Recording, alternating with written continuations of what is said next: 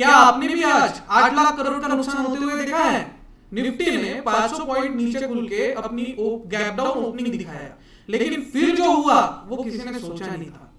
तो चलिए शुरू करते हैं। राम राम दोस्तों, मैं हूं Aditya, trade guide with Aditya में आप सभी लोगों का स्वागत है। आज मंडे था और मार्केट ने वही किया जिसका डर था, एक बड़ा क्रैश। लेकिन ये क्रैश रियल है या सिर्फ एक ट्रैप? चलिए देखते हैं। सबसे पहले न्यूज अपडेट से बात करते हैं। सबसे पहले देखो भाई, यूएस और ईरान की पीस टॉक जो है वो फेल हो चुकी है। इसका डायरेक्ट इंपैक्ट जो है वो हमारे मार्केट पे पड़ा और निफ्टी ने जो है वो 500 पॉइंट का गैप डाउन ओपनिंग दिखाया। क्रूड ऑयल जो है $102 के ऊपर जाने की कोशिश कर रहा है। रुपीस जो है वो लगातार गिरता है, गिर ही रहा है रुपीस। और ये जो न्यूज थी जिसने सुबह सुबह पैनिक क्रिएट किया है, ये वही न्यूज थी। लेकिन ध्यान देने वाली बात यह है कि निफ्टी ने जो है 23,550 का एक स्ट्रॉन्ग सपोर्ट जोन से जो है वो रिकवरी दिखाया।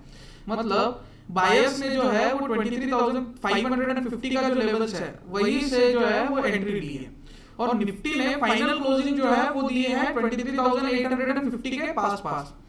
तो इसका मतलब ये है कि नीचे के लेवल्स पर अभी भी डिमांड जो है वो डायरेक्ट बाकी है। तो कल 14 अप्रैल की हॉलीडे है, तो अब डायरेक्ट वेडनेसडे को मार्केट ओपन होगा।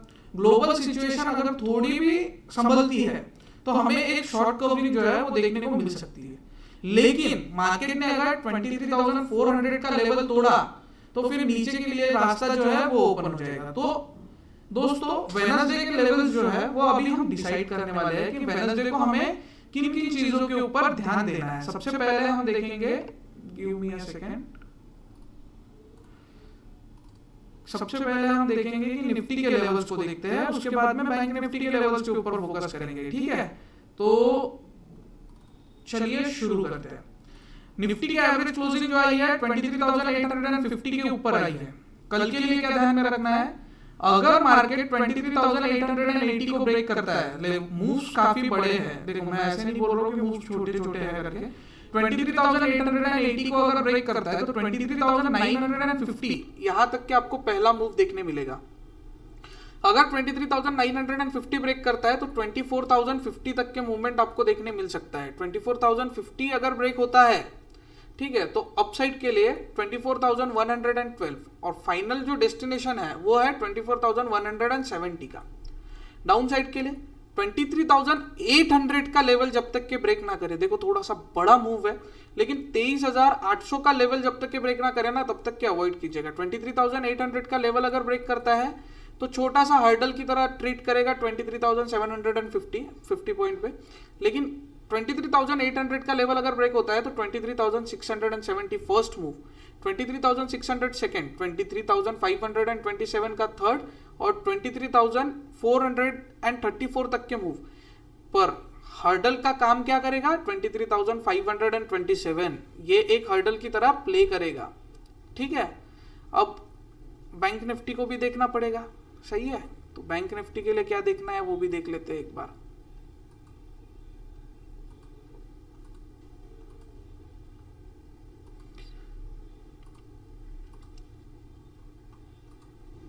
बैंक निफ्टी में 55,680 अगर ब्रेक होता है तो 55,910 फर्स्ट मूव, 56,083 सेकेंड, 56,275 थर्ड और उसके बाद में 56,453 यहाँ तक के मूव आपको देखने मिल सकता है। अपसाइड में और भी मूव्स है, लेकिन आप कल के लिए ये रेंज मार्क करके रखिए। डाउन साइड जो है वो 55,513 ये ब्रेक करने पे ही डाउन साइड पे आप एंट्री प्लान कीजिए, अदरवाइज अवॉइड कीजिए। 55,513 अगर 10 का लेवल अगर ब्रेक होता है तो 55,265 फर्स्ट मूव, 55,017 का सेकेंड और 54,780 का थर्ड मूव। फिर फाइनल जो मूव है 54,364 तक के देखने मिल सकता है।